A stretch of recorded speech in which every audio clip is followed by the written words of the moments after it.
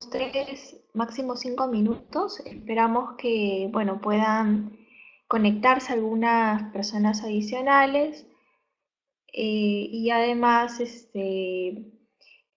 puedan ustedes también organizarse, ¿no?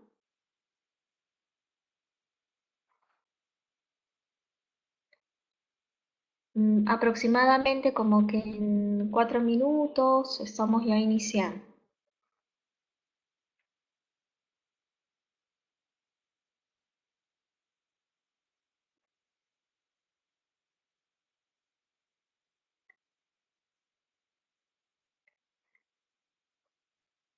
Tengo entendido que el audio y la imagen de la plantilla se ve bien, ¿no?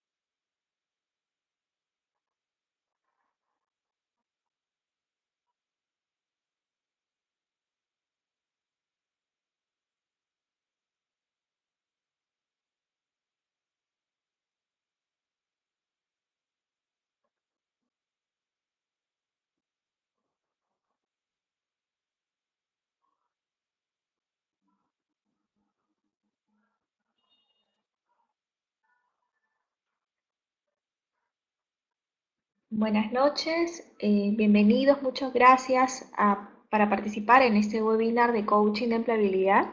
Mi nombre es Beatriz Motosono, soy licenciada en psicología, magíster en desarrollo organizacional y dirección de personas, coach ontológica y coach sistémica, ¿no? ¿Qué me llevó a mí dictar este coaching de empleabilidad? Un poco mi experiencia que tengo en tema de selección y headhunting de aproximadamente 15 años, que bueno, he hecho entrevistas, he buscado personal para posiciones de diferentes empresas y bueno, he dado cuenta de mi experiencia de una necesidad que creo tienen muchos postulantes al momento de participar en las entrevistas de selección, que no necesariamente, pese a que tienen muy buen perfil profesional, tienen un resultado muy exitoso, ¿no? Entonces yo considero que esta es una muy buena alternativa para personas muy competentes en poder potenciarse a sí mismos, ¿no? No solamente en la búsqueda laboral, sino también en su desarrollo profesional, ¿no? ¿Y por qué desarrollo profesional? Em, Muchos consideramos que la búsqueda laboral es armar un currículum vitae para poder ingresar al mercado laboral. En realidad, el currículum vitae es una hoja de vida, ¿no? Una hoja de vida que da cuenta de tu trayectoria y constantemente está actualizándose en tanto tú te estás actualizando, tú estás cambiando, estás perfeccionándote y como ser humano también pues vas haciendo giros y bueno, estás adaptable a los cambios, ¿no? Pero eso dentro del mercado laboral, digamos que se perfila. De repente tu currículum vitae va teniendo ciertas configuraciones que tienen mayor ventaja comparable dentro del mercado que se maneja. Entonces, al momento de hablar de empleabilidad, hablamos de tu vida, ¿no? Laboral, profesional, un tanto también personal, dentro de lo que está en el mercado laboral. Entonces, cuando uno, por ejemplo, busca a una empresa de empleabilidad, ¿qué es lo que hacen? Justamente evalúan cómo está el mercado laboral, cuáles son los perfiles profesionales y cómo eso se relaciona con tu hoja de vida. ¿Para qué? Para determinar cuál es tu marca personal. Y ahí yo pongo algo así como una especie de figura en la que aparece una huella digital. Es algo así. Es como que tu huella dactilar, tu marca personal, que se va a impregnar en tu hoja de vida y en tu presentación profesional. Cuando ustedes pasen por un proceso de empleabilidad, lo que va a hacer el asesor es básicamente ayudarte a determinar cuál es tu ventaja diferencial. O sea, en función a eso que hemos estudiado del mercado, vamos a ver cómo te comparas dentro de ese mercado y determinar con eso cuál es tu ventaja diferencial. ¿Para qué?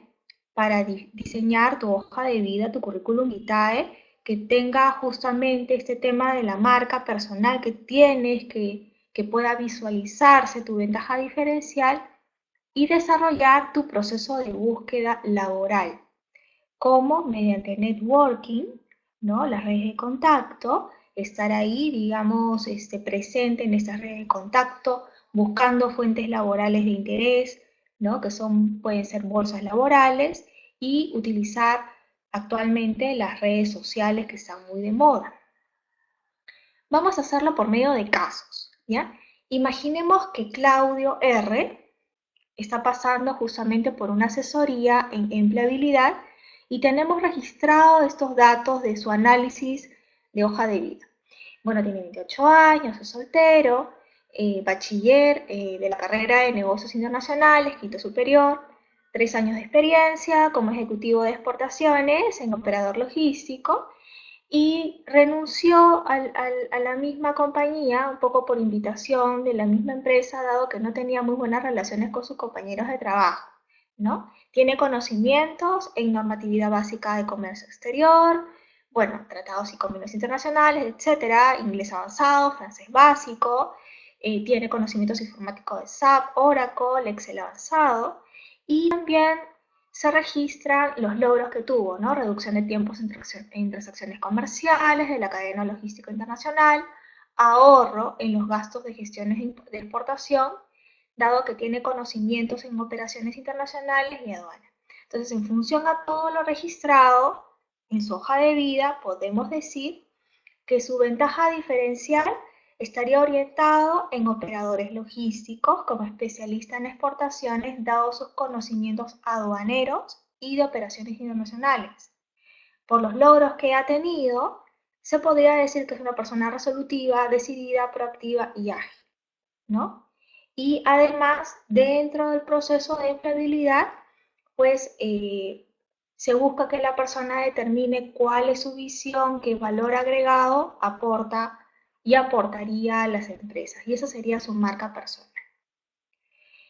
Esta marca personal debería estar impregnada en su hoja de vida y en las redes sociales, algo así como un branding, ¿no? Su marca, en la que Por ejemplo, en las redes sociales, en LinkedIn, por ejemplo, y en las bolsas laborales, se podría visualizar cuál es el valor agregado que tiene esta persona, su perfil profesional para las compañías, ¿no? ¿Qué valores tiene, ¿no?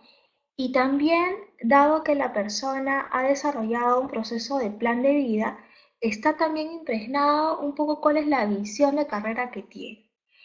Todo esto genera que la persona, ya conociendo un poco cuál es su marca personal, teniendo herramientas de búsqueda y estrategias de búsqueda laboral, pues desarrolle justamente este networking, enfatizando justamente esta marca personal.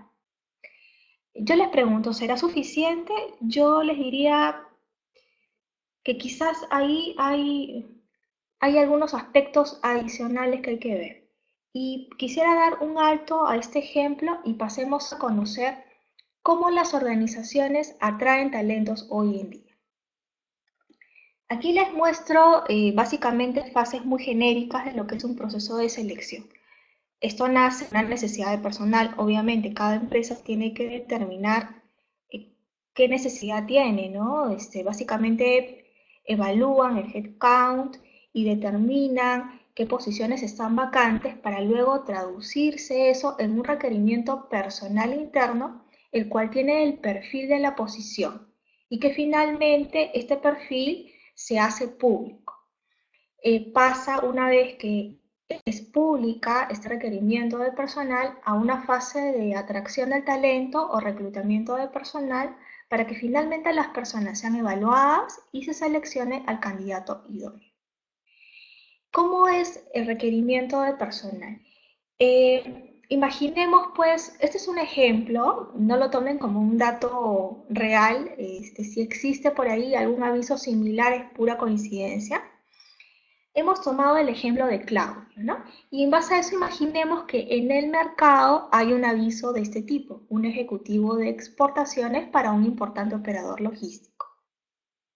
Y como ustedes visualizan, hay unos requisitos en función a la parte académica.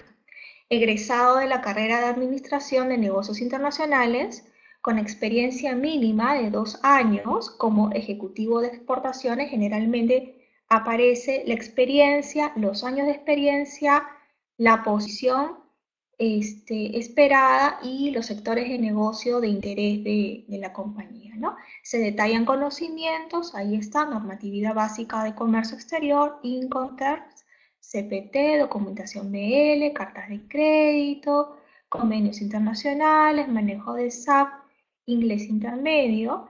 Se señala un dato adicional que no es conocimiento ni experiencia, como por ejemplo residir en zonas aledañas al Callao, puede aparecer datos que son más de índole personal, también en el aviso, ¿no?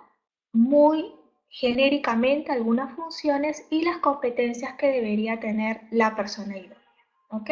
Entonces, ¿cómo sería el reclutamiento de personal? Este, el reclutamiento de personal con los años ha pasado por un proceso de cambio. Tradicionalmente, pues ahí aparece como un muñeco y un cartel que dice contrátame, ¿no? Es que anteriormente se elegían a los candidatos que postulaban a los avisos. Era una búsqueda, un reclutamiento mucho más reactivo. Actualmente las búsquedas de talento son mucho más proactivas por técnicas de headhunting. ¿Cómo así? Por ejemplo, yo tengo una página en una bolsa laboral y tengo una base de datos de personas que tienen guardado su perfil profesional en esa base de datos, o en LinkedIn. Yo busco esa base de datos, busco las redes sociales e invito a participar a los perfiles que me interesan, que yo considero poseen las características o los requisitos básicos que tiene mi perfil. También puedo usar técnicas de headhunting, que es básicamente mapear el mercado, determinar cuáles son las empresas o los segmentos de sectores de negocio que me interesan, busco a profesionales que están ubicados actualmente en las posiciones de interés y los invito a participar. O sea, reclutamiento de ser reactivo ha pasado de ser proactivo. ¿Cómo yo selecciono a los candidatos? ¿Cómo determino que de esta gran base de perfiles profesionales de candidatos que aceptan participar al proceso o que postulan, posee los requisitos y las competencias que exige el perfil? Para eso, yo tengo que evaluar cómo. Empiezo a comparar el perfil del candidato con el perfil que tiene mi posición. Y esto me genera diferentes grados de compatibilidad. La compatibilidad académica, que es básicamente si la persona posee grado académico que yo estoy esperando, las carreras, los centros académicos. Perdón, un ratito, Harumi, ¿me dices que no ves la plantilla? ¿Alguno tiene ese problema también? ¿No puede ver la plantilla? Por favor, me escriben en el chat si alguna persona adicional no puede ver.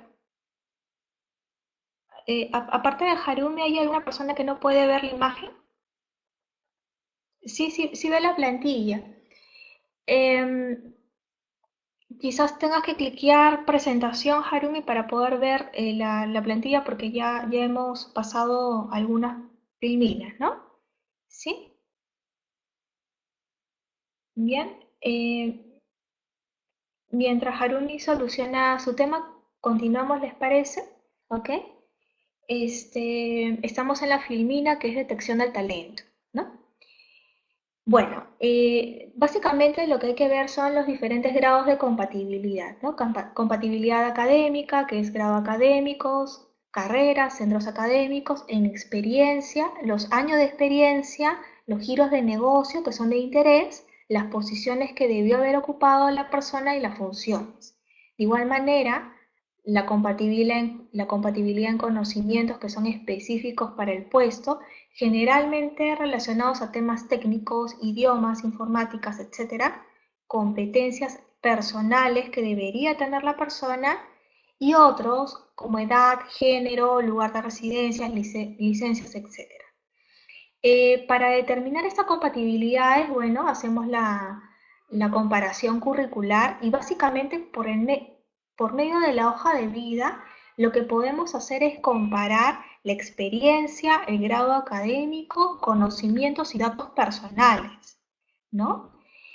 Más adelante vamos a ver lo que es competencias, ¿sí? Y el tema de la comparación curricular nos puede dar esto. ¿Se acuerdan el caso de Claudio, que más o menos había hecho su análisis curricular? Es lo mismo, básicamente es comparar los datos que aparecen en el perfil con su currículum y lo que aparece subrayado son los grados de compatibilidad. Como podemos ver, Claudio tiene los requisitos básicos para continuar el proceso. A nivel curricular ha pasado porque posee todos los requisitos exigidos. Inglés avanzado, conocimientos en normatividad de comercio exterior, tratados y convenios internacionales, experiencia, la cantidad de años que requiere en el puesto y en el sector de negocio, el grado académico con el plus que es quinto superior y además reside en el Callao. Y es muy probable que el aviso no figuren algunos datos que son filtros y que son necesarios para el perfil como la edad posiblemente o el género, ¿no? Y bueno, viendo esta compatibilidad, prosigue. ¿Cómo nosotros podemos evaluar las competencias y las otras características personales que tiene el candidato? Yo aquí les estoy mostrando una gama de evaluaciones para detectar talentos, ¿no? Bueno, la preentrevista es básicamente simultánea a la evaluación curricular, básicamente temas técnicos, conocimientos, etcétera, son los vistos en la preentrevista, ¿ok?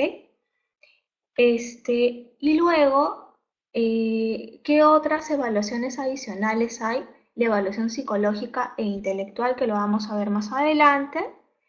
El assessment, también lo vamos a ver. Las referencias son muy importantes para las empresas.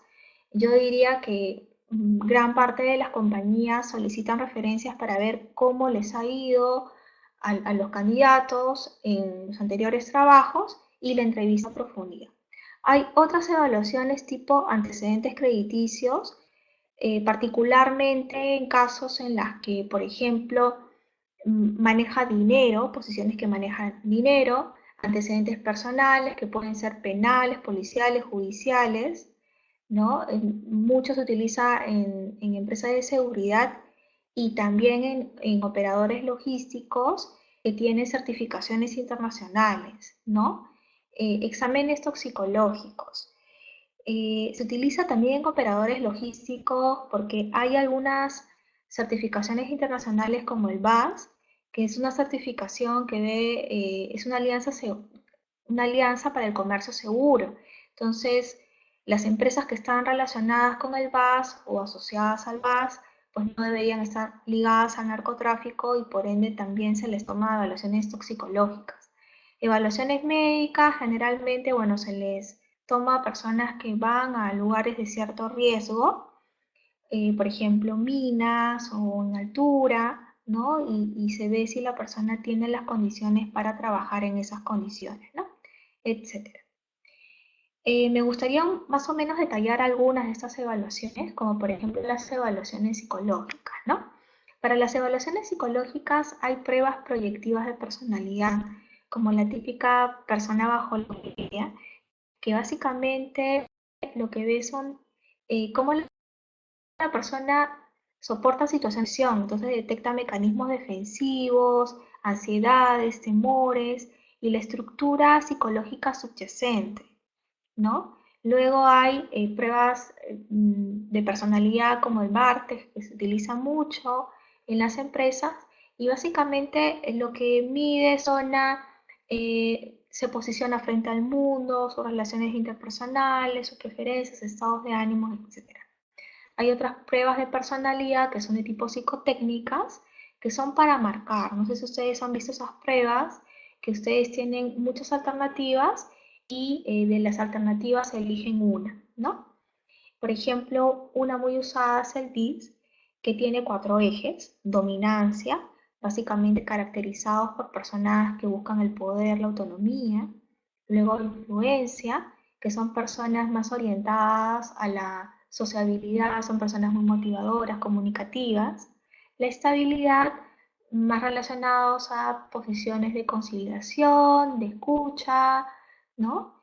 Y cumplimiento, más orientado a profesiones metódicas, precisas y exactas, ¿no?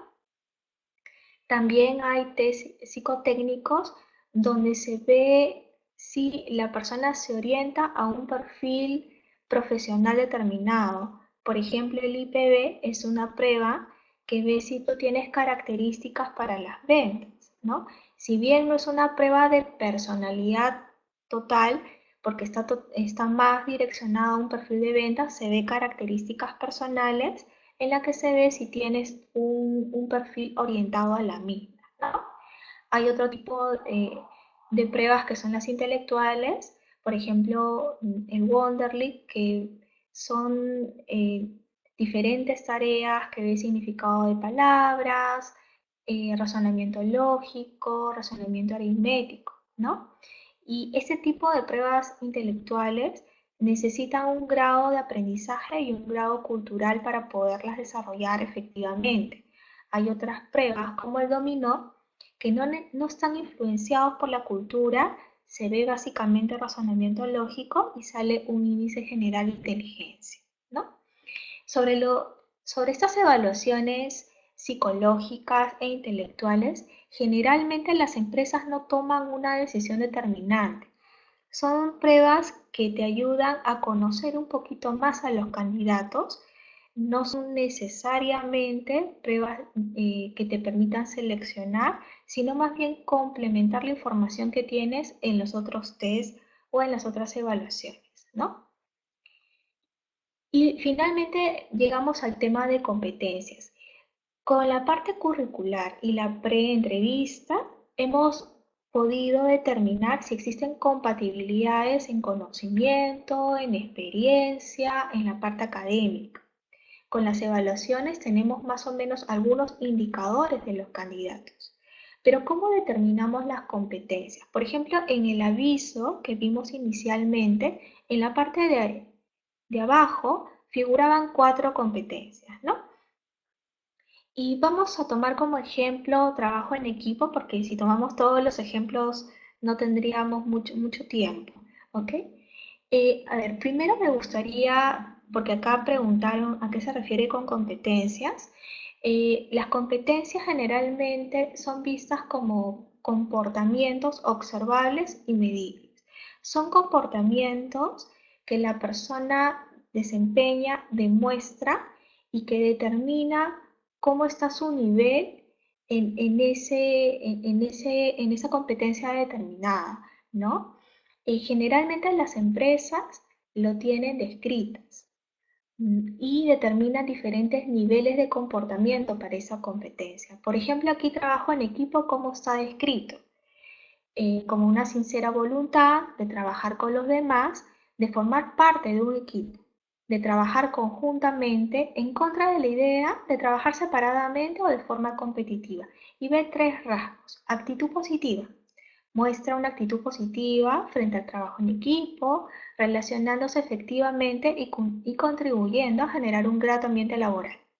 Colaboración. Da soporte y coopera con otros, compartiendo información relevante y generando redes de contacto. Y compromiso hacia los objetivos del equipo. O sea, se alinea al equipo, comprometiéndose con los objetivos y decisiones acordadas en el interior del mismo, aun cuando éstas difieran con las propias preferencias.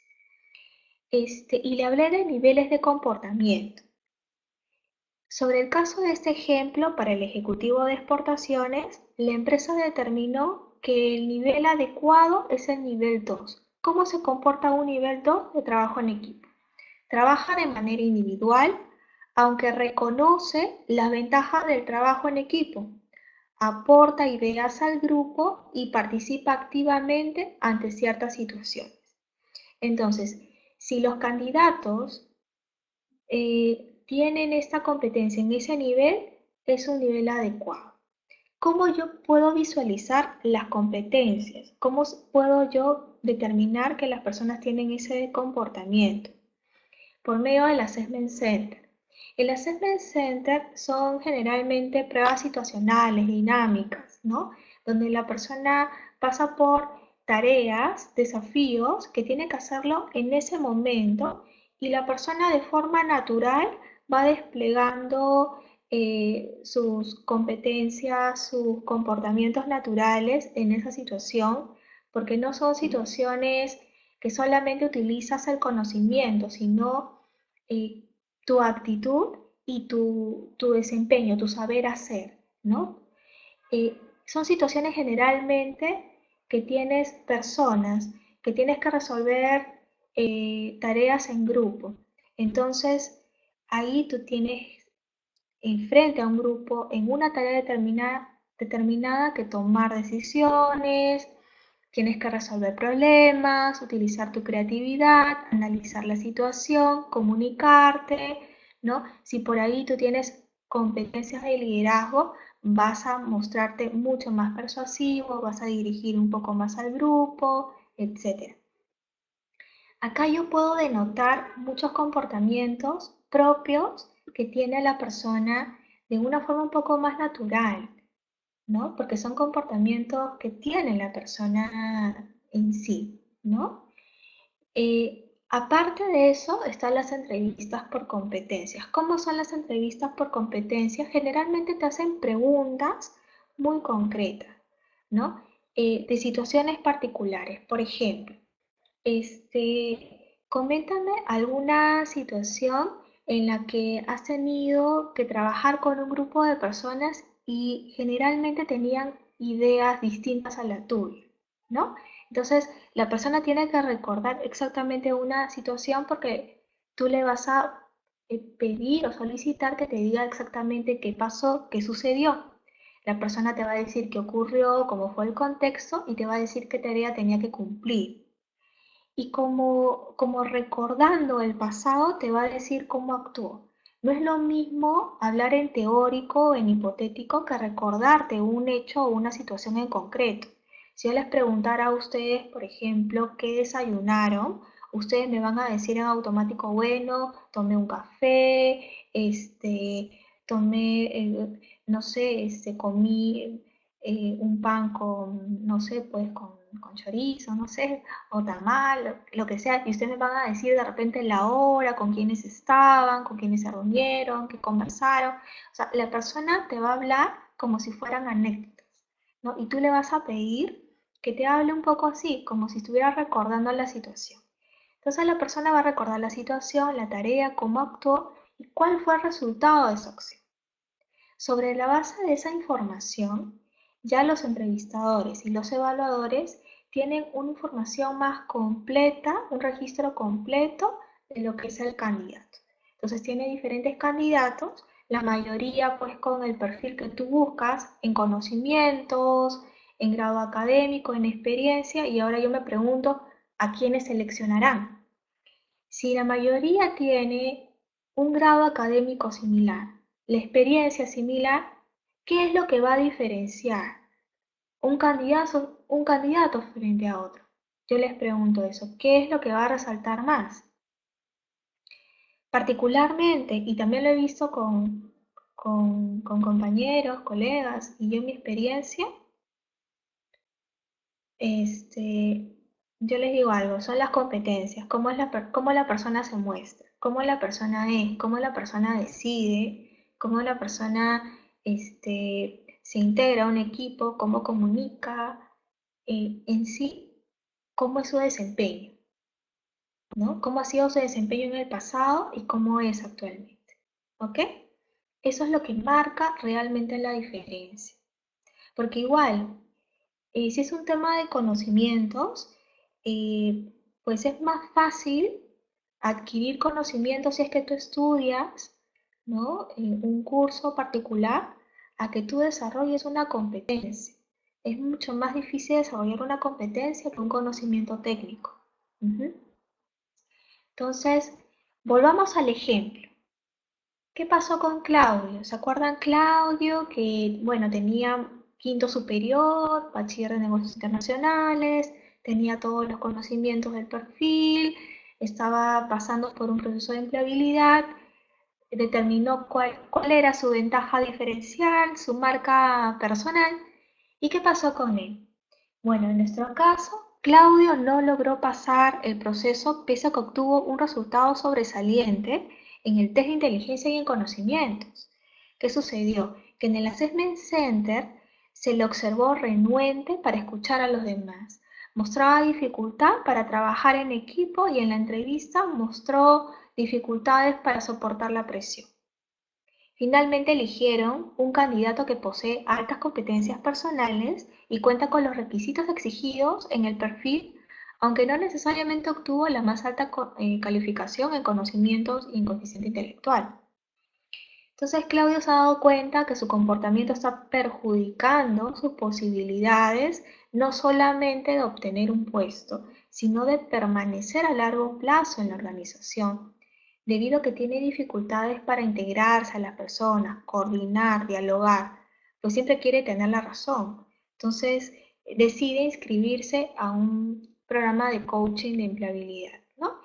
Y básicamente él sacó un nivel 1 en sus niveles de competencia, que es actúa según sus propias responsabilidades, por lo que en contadas ocasiones solicita ayuda de otros. Asimismo, le cuesta aceptar la visión de los demás. Entonces, ¿cómo sería un proceso de coaching de empleabilidad? Evalúas el mercado, cuáles son los perfiles que requiere el mercado y sobre la base de eso también te autoevalúas. No solamente buscas eso, también armas un plan de vida, te proyectas en 2, en 5, 10, 15, 20 años para tener tu visión, ¿no? Para tener una visión muy clara de lo que tú quieres lograr, ¿no? Y sobre la base de esa autoevaluación personal, que es esa visión que tú tienes, ese plan de vida que tú tienes, con lo que tú actualmente tienes en competencias desarrolladas y menos desarrolladas, realizas tu estrategia de búsqueda profesional según el mercado en el que quieres moverte y potencias tu ventaja diferencial con esa marca personal que va a estar registrado en tu hoja de vida, en las redes sociales y en las bolsas laborales de tu interés. Y sobre las competencias menos desarrolladas, desarrollas un plan de mejora personal, ¿no? Todo eso adicional a un entrenamiento sobre entrevistas de trabajo, tu plan de trabajo personal, ¿no? De desarrollo personal y el networking, que es muy importante para el tema de, de empleabilidad. Siempre estar constantemente afianzando tu red de contactos, ¿no? Pero antes que eso, la persona tiene que autodescubrirse, tiene que autoconocerse.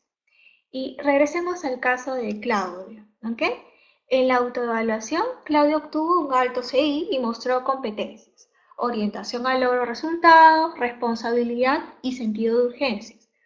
No obstante, en las conversaciones con su coach y en las evaluaciones psicológicas, manifestó un perfil ansioso con locus de control externo y poca tolerancia a la frustración. Suele mostrarse defensivo cuando decide en grupos.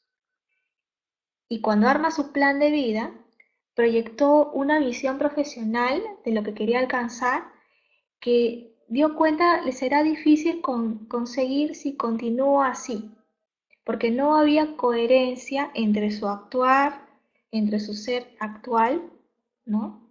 Con su visión proyectada. Entonces, Claudius y Coach dieron cuenta de que su regulación emocional es escasa cuando se encuentra en situaciones grupales.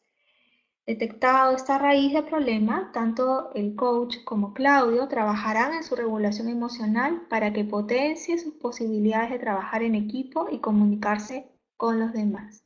Entonces, para eso van a iniciar un proceso de mejora personal trabajando en los límites cognitivos que no le permiten gestionar sus emociones. O sea, ya cuando tú haces tu análisis con tu coach, te das cuenta que la raíz está en tu regulación emocional y necesitas trabajar un proceso cognitivo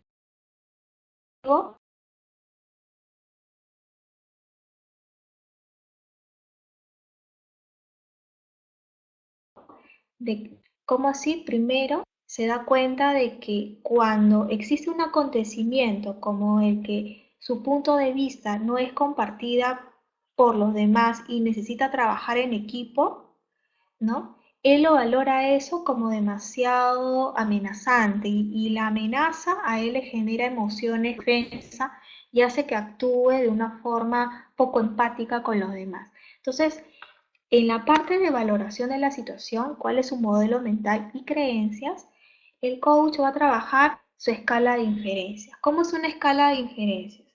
Es partir de la observación, ver cuál es su interpretación, su explicación, la explicación que hace que tú actúes de esa manera y luego con la explicación damos cuenta de cuál es su mapa mental, qué es esa creencia base que lo está limitando. Por ejemplo, él observa que el grupo tiene ideas distintas a las suyas.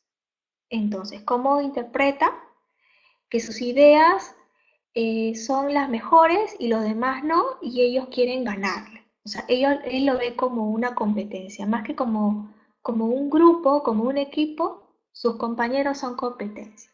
Entonces, ahí sale una acción que busca sustentar sus propuestas, les hace ver a los demás que sus ideas son inaceptables, se opone, no escucha, reitera su opinión. Pero ¿qué hay de base en esa acción? Que él trata de explicarlo mentalmente así. De seguro los demás piensan ganarme si yo cedo. Si yo cedo no tengo la razón y por ende no soy el mejor. Y ahí en esa explicación mental estamos dando cuenta de su mapa mental. ¿Y cuál es su mapa mental? Soy el mejor cuando los demás hacen lo que quiero y tengo la razón. Necesito ser el mejor para ser alguien en la vida. Entonces, ese mapa mental parte de una creencia irracional, ¿no? ¿Cuál es la creencia irracional? Solo soy valioso cuando soy el mejor. Entonces uno le pregunta, Solo soy valioso cuando los demás creen que soy mejor. ¿Ahí parte mi valor? ¿O dónde está mi valor? ¿Es esa mi única fuente de valor? Siempre, acá dice, es imprescindible ser superior a los demás, porque si no las personas me verán inferior. Uno le preguntaría, ¿qué es ser superior o inferior? ¿Cuál es el criterio universal y válido para determinar que alguien es superior o inferior a otra persona? Luego hay otra creencia irracional, siempre tengo que tener la razón. ¿Siempre tendré la razón? ¿Es eso un término absoluto o es un término que es relativo? ¿No? ¿Los demás nunca van a tener la razón? Y el que yo siempre esté buscando el tener la razón, ¿a qué me conduce con los demás, en mis relaciones con los demás? Entonces ahí la persona se va dando cuenta que sus creencias son muy absolutistas y le puede estar limitando en posibilidades de acercarse a los demás, ¿no? Porque son creencias irracionales, absolutistas, que exageran lo insoportable de una situación. Entonces, la idea de estas creencias que son limitantes es poderlas convertir en oportunidades, ¿no? ¿Qué creencias me permitirán ver mayores oportunidades que amenazas? ¿Cuáles me potenciarán y no me limitarán? Y nuevamente trabajo en la escala de diferencias de la persona, cambiando ahora sí mi mapa mental.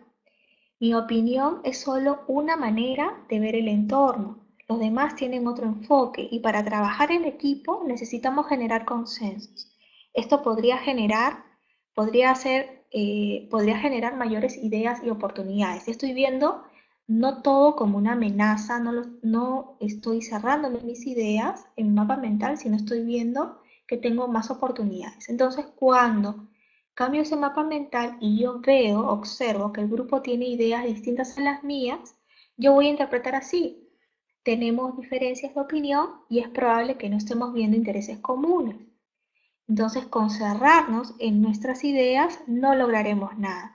Es necesario que busquemos el consenso en intereses comunes y quizás podamos generar ideas nuevas en conjunto.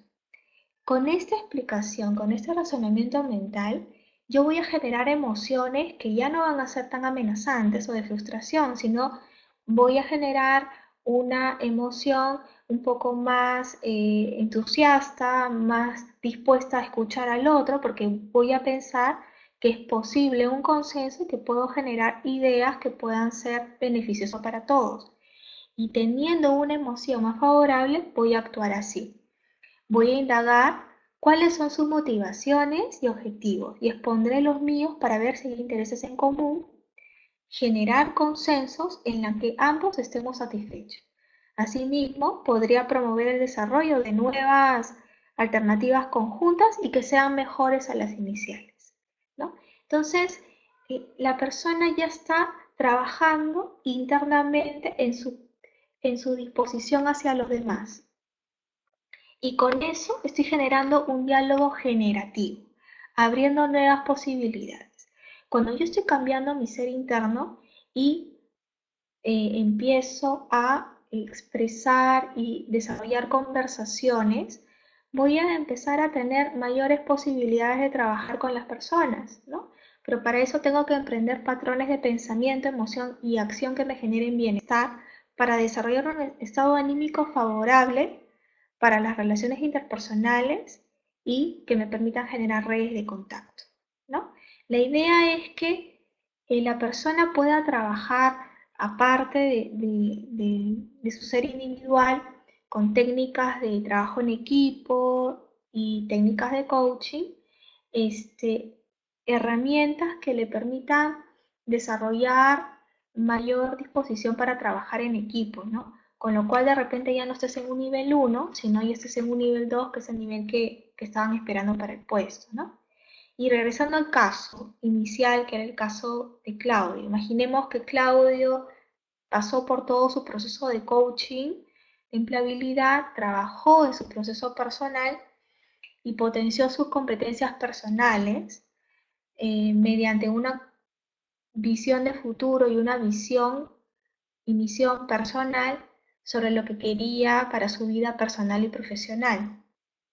Si bien demoro unos meses adicionales, porque demoro unos eh, meses el trabajar en sí mismo para buscar una oportunidad laboral acorde a su perfil profesional, tuvo la oportunidad de ingresar a un operador logístico en desarrollo. Quizás no sea el operador top, pero debido a sus destrezas técnicas y su capacidad para consensuar con sus compañeros, se desempeñó exitosamente y en su posición. Con el tiempo, debido a sus capacidades para trabajar en equipo y manejar efectivamente situaciones difíciles, lo perfilarán como un alto potencial para la compañía que lo visualiza para posiciones de mayor responsabilidad, ¿no? Entonces, el tiempo que dedicó a su aprendizaje personal fue una inversión de tiempo redituable para su futuro, no solo profesional, sino personal. Pues ahora se siente más tranquilo, construye mejores relaciones interpersonales y se siente bien consigo mismo. Con ello afianzó su red de contacto y se mantiene continuamente actualizado y en proceso de aprendizaje. ¿Por qué razón actualizado y en proceso de aprendizaje?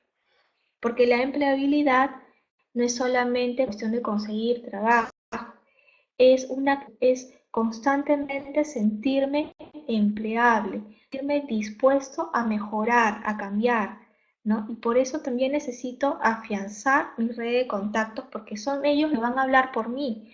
Y eso es porque yo manejo bien mi marca personal. Si yo manejo bien mis relaciones con los demás, yo voy a poder tener una mejor imagen profesional, aparte de mayor bienestar personal, y eso me permitirá a mí mostrarme en cualquier situación de una manera muy positiva, ¿no? Obviamente eso si es que tengo claro cuál es mi perspectiva de futuro, ¿no? Y un poco ese es el beneficio que tiene el coaching de empleabilidad. No solamente te ayuda a buscar un trabajo y decirte en dónde ubicarte, qué hacer y qué no hacer en una entrevista, sino que te ayuda en el diagnóstico de la evaluación de mercado y tu perfil competitivo, tu evaluación de competencias desarrolladas y no desarrolladas, para detectar tu ventaja competitiva y pasar por tu proceso de mejora personal, porque nunca puedes dejar de aprender. Es importante que tú aprendas y te actualices y te desarrolles profesional y personalmente, porque los tiempos cambian, entonces un profesional siempre tiene que estar adaptable al momento en el que se desenvuelve, ¿no? Lo que antes era de repente moderno o era actual hace 10 años, ahora ya no lo es. Entonces tienes que estar siempre empleable, siempre actualizándote, ¿no?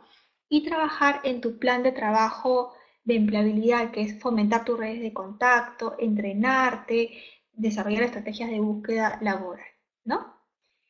Bueno, el tema es, yo quizás amplié mucho el tema de trabajo en equipo, poco para ver cómo es que se trabaja a profundidad en el ser, que es muy importante en el coaching, porque no solamente es cómo pasas una entrevista de trabajo, como les dije, ¿no? Sino es cómo tú fomentas tu ser empleable, ¿no? Cómo es que tú creces a nivel profesional y personal, ¿no? Pero incluso, pese a que creo entrado a detalle en el tema de cómo se trabaja en la escala de inferencias y en las creencias limitantes, hay mucho más por desarrollar. Si ustedes quieren mayor información, ahí tienen las páginas de Facebook, el aula virtual, los teléfonos y los correos, que si ustedes se contactan, pueden obtener mayor información. Acá, a ver, tengo unas preguntas. ¿A cuál parte le da más peso? ¿Cuál es el porcentaje de evaluaciones? Ok, Miguel Ángel. La parte más importante definitivamente es las entrevistas. La parte curricular son fases determinantes. Si es que tu currículum no está orientado al perfil, definitivamente no pasas a primera fase. Pero luego de esa fase, lo que es clave, en realidad, no son las evaluaciones lógicas y el Assessment Center, si bien es cierto, dan mucha información acerca de los candidatos, no necesariamente son tan determinantes. Son las entrevistas Y también las referencias. Por eso les digo, es muy importante su red de contacto.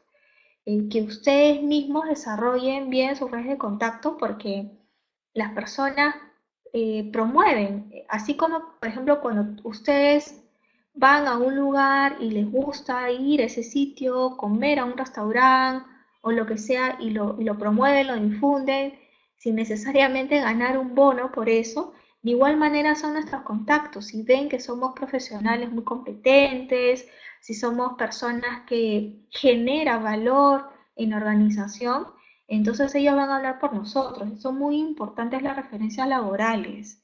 Es más, yo diría que las personas que están en búsqueda laboral es por medio de redes de contacto donde tienen muchas posibilidades para encontrar eh, posiciones, ¿no? Porque están muy bien referenciados, ¿no? Eso es muy importante, ¿no? Si tienen alguna pregunta adicional. Pretensiones económicas. Las pretensiones económicas sí. Acá quizás yo no lo he mostrado, pero definitivamente ese es un filtro, ¿no? Ese es un filtro para poder continuar, dependiendo del rango que tiene la empresa, porque hay empresas que negocian los términos económicos, ¿no? Sobre todo en procesos de headhunting. A ver, ¿tienen alguna pregunta adicional?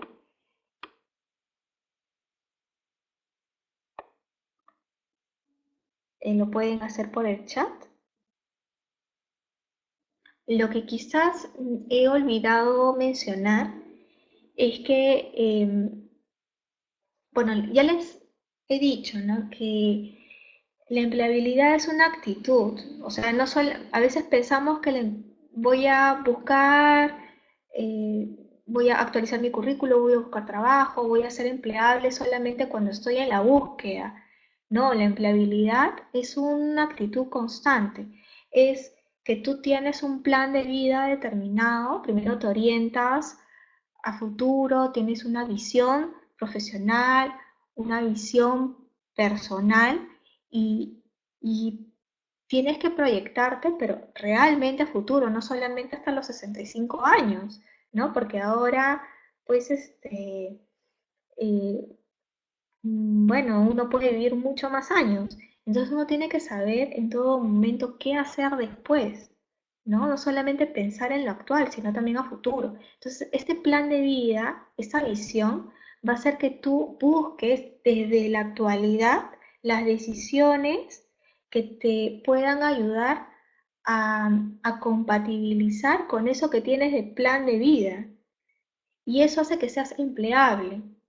A veces uno busca un trabajo y busca la seguridad. Y yo les digo, la seguridad no es algo que sea parte de los tiempos actuales, ¿no? Porque los tiempos actuales son muy cambiantes. Y si pensamos en estar en la zona de comodidad, en el status quo, y no fomentar nuestro ser empleable, ¿qué significa nuestro ser empleable? En actualizarnos, en mejorar profesionalmente, personalmente, para el futuro, entonces podemos llegar a un momento en el que quizás podemos estar un poco desactualizados, un poco estancados, y eso no es muy bueno para nuestro perfil profesional.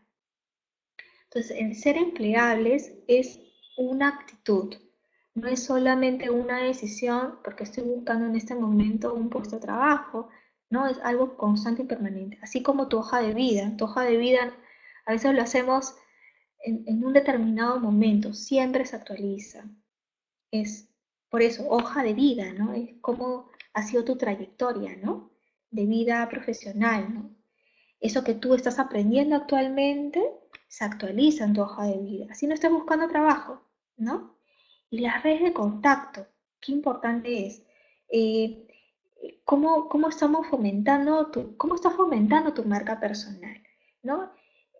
Yo había escuchado alguna vez a Inés Temple, estuve en una charla de ella, en una conferencia que hizo en la universidad, y preguntó a todos los asistentes, a ver, ¿quiénes de ustedes han invitado alguna vez a sus jefes a comer?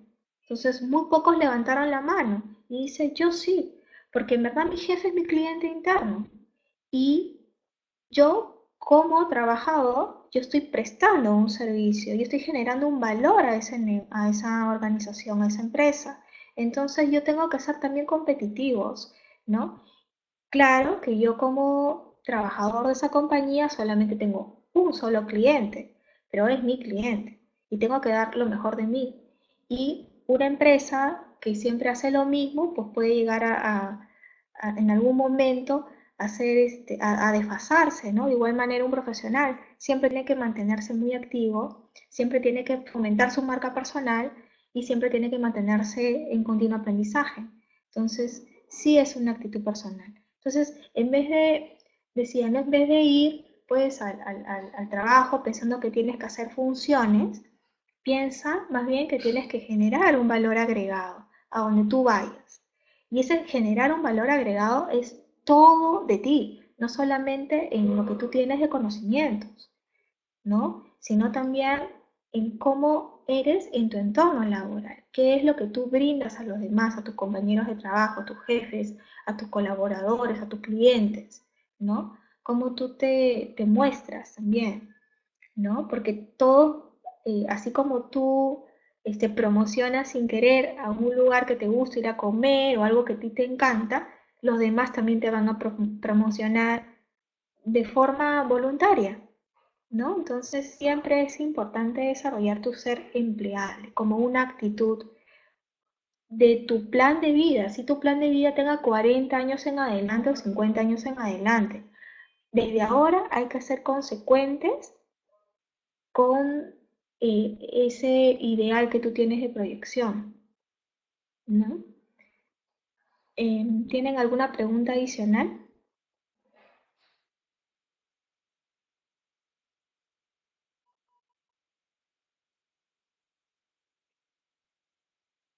Algo que quizás no se ha compartido en las plantillas, pero les gustaría conocer, saber.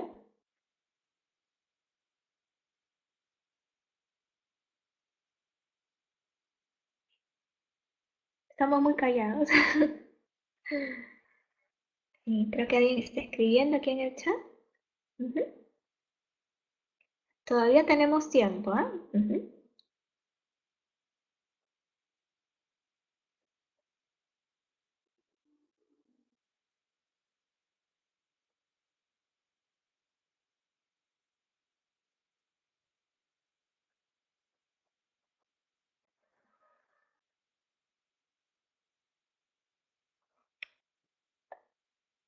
Ah, perdón, acá he visto. ¿Qué opinas como reclutador cuando una persona cambia de trabajo 7 meses, sea porque... Mire, yo la verdad cuando cambian mucho de trabajo, tengan mucho cuidado porque da el mensaje que uno está transmitiendo cuando cambian mucho de trabajo es que uno quizás no se desempeñe tan bien o dos, sea una persona que se aburre, ¿no? Entonces, eh, ustedes, si se ponen en el lugar de la persona que contratarían a una persona, lo capacitan, le dan su confianza para que se vaya en 6 meses, 7 meses, complicado, ¿no? Entonces, yo creo que hay que, cuando uno trabaja, uno inicia una carrera profesional, tiene que proyectarse en su plan de vida, no solamente en el corto plazo, ¿no? Yo digo, voy a ganar un poco más, pero eso más que vas a ganar realmente es altamente favorecedor para que tú cambies de trabajo. O sea, yo les pregunto si realmente es tan atractivo, si realmente es muy atractivo la línea de carrera y la mejora salarial, yo diría que sí, si es que ese cambio dentro de esa organización tú permaneces. Pero si tú cambias porque algo no te gusta, porque sientes que es imposible trabajar ahí, porque no te parece, piénsalo un poquito mejor, ¿no? Si realmente no es el entorno laboral que te gusta, si lo tienes bien pensado, bien que hagas el cambio. Pero si estás cambiando por cambiar, se va a ver no muy bien. O sea, tienen que pensar en una línea de carrera o una proyección profesional en la que ustedes puedan, por ejemplo, vayan a sustentar qué has logrado en una organización, puedas decir efectivamente en qué has contribuido. O sea, quizás lo estamos viendo por el lado de qué me conviene, pero también veámoslo por el lado de qué valor agregado tengo yo para esa organización. Eh, Entiendo que uno también busque su mejora personal y su interés, pero también hay que ver que uno es un profesional y uno se tiene que calificar a sí mismo como profesional, ¿no? Entonces, uno va también para contribuir, para generar un valor agregado. Entonces, muy importante es cuando uno se presenta es decirlo, ¿no? Decir qué logros has tenido y en el tiempo que has estado trabajando en esa empresa. De repente en 7 meses no has tenido el desarrollo suficiente para que se pueda ver tu contribución, ¿no? De repente con un poquito más de tiempo podrías tú haber tenido el aprendizaje y el desarrollo para desplegar todas tus capacidades y generar ahí un valor agregado, ¿no? Quizás esa sería la medición más significativa, ¿no? Tu valor agregado dentro de la organización más que la mejora del salario o la línea de carrera, ¿no?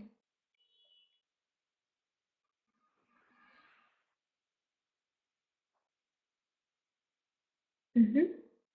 Bueno, muchas gracias a todos quienes me han acompañado en este webinar. Espero que haya sido provechoso para ustedes. Y nada, yo les animo a que trabajen en su ser empleable y que desarrollen su visión, ¿no? Más o menos su plan de vida.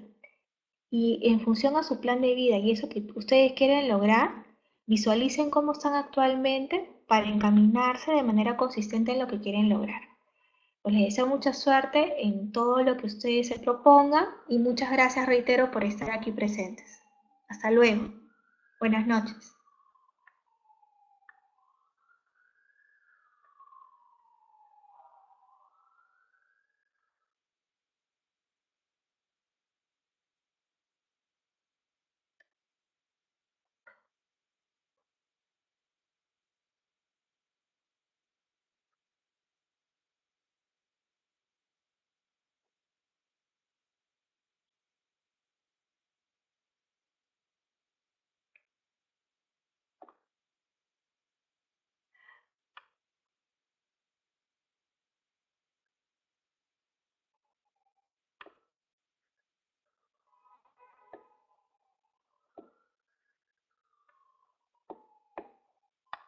Muchas gracias. Hasta luego.